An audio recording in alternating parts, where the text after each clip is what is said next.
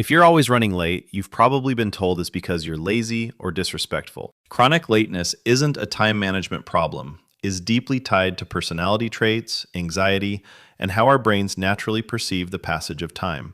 That strategy for your nervous system starts by understanding exactly how this hidden anxiety operates. When your brain wraps time to protect you from the dread of where you're going next, it relies on three specific psychological traps. If you want to break the cycle, you have to recognize which trap you are falling into. Trap 1, the time optimist, time warping. The first psychological culprit is something called magical thinking, or time optimism. If you are chronically late, you are likely a deeply optimistic person. When you plan your morning, you plan for the absolute best case scenario. You think, it takes me 20 minutes to get to the office. And sure, maybe it took 20 minutes once on a Sunday morning at 6 a.m. when every single light was green. But in reality, it takes 35 minutes. You completely delete the micro steps from your mental math. You forget about the 3 minutes spent looking for your keys, the 4 minutes to scrape the frost off the windshield, the 5 minutes to find parking. In your head, travel is instant. Your brain warps time to fit your ideal schedule, and reality hits you hard the moment you look at the dashboard clock. Trap 2, the one more thing syndrome. The second trap is the one we touched on in the short, the one more thing syndrome. This is a direct coping mechanism to avoid discomfort. If you're anxious about a difficult meeting at work or a social gathering where you feel out of place, your brain will unconsciously look for ways to delay your arrival. Cleaning that countertop, emptying the dishwasher, or organizing that drawer right before you leave feels productive. Because it feels productive, you don't realize you're actually procrastinating to find a sense of control. You aren't delaying because you're lazy. You're delaying because you're trying to regulate your emotions before you step out the door. You are nesting in the safety of your home because the outside world feels overwhelming in that moment. Trap 3, the adrenaline addiction.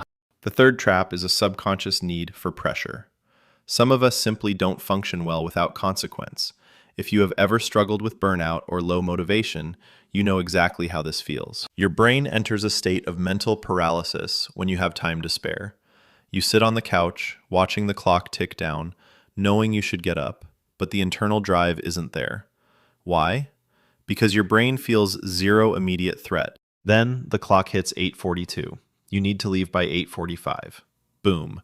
The panic hits, the adrenaline spikes, and suddenly you're flying around the room like a hurricane. You are relying on stress and panic to find the energy to move. But living this way keeps your cortisol levels through the roof and leaves you exhausted before your day even starts. The nervous system strategy, 3 actionable steps. So how do we fix this and actually protect your peace? We don't use rigid time management. We change how your nervous system handles the transition. Step 1, treat the transition as its own event. Don't just put the destination on your calendar, put the travel time on your calendar as its own separate block. If you need to be somewhere at 7 o'clock and it takes 30 minutes to get there, your event actually begins at 6:30. Step 2, the +10 rule. Take whatever time you honestly think it will take you to get ready and travel and automatically add 10 minutes to it. No arguments. Assume the universe will throw a red light or a lost shoe at you because it usually does. Step 3, reframe the awkwardness of being early. A lot of late people secretly hate arriving early because they dread the social awkwardness of waiting around. Change the narrative. Getting there 10 minutes early isn't wasted time. That is your buffer zone. Use those 10 minutes to sit in the car, listen to your favorite music, and actually breathe before you walk in. Breaking this habit isn't about changing who you are. It's just about being more honest with yourself about how your mind operates. You deserve to live a life where you aren't constantly rushing, constantly sweating, and constantly apologizing. Let's try a small experiment together. The very next time you have to leave the house, apply the +10 rule. Just once. See how it feels to walk through the door with time to breathe. Drop a comment below if you're a time optimist or a one more thing person. Let's figure this out together. See you in the next video.